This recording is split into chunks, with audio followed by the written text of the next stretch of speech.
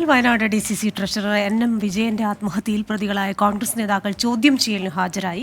Wayanad DCC president ND അപ്പച്ചൻ, മുൻ treasurer KK Gopinathan എന്നിവരാണ് എത്തിയത്. സുൽത്താൻ ബത്തേരി DYSP ഓഫീസിൽ ചോദ്യം ചെയ്യൽ പുരോഗമിക്കുകയാണ്.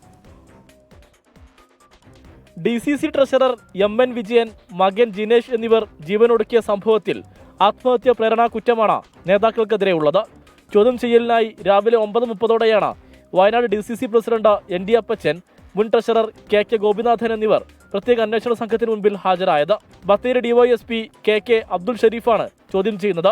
മുൻകൂർ ജാമ്യോത്തരവിലെ നിബന്ധനകൾ പ്രകാരമാണ് നേതാക്കൾ ചോദ്യം ചെയ്യലിന് എത്തിയത്.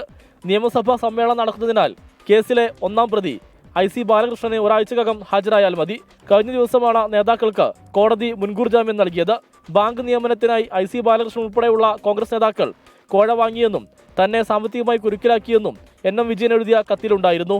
IC ബാലകൃഷ്ണന്റെ രാജി ആവശ്യപ്പെട്ട് CPIM പ്രതിഷേധം തുടരുകയാണ്. 24 വയനാട്.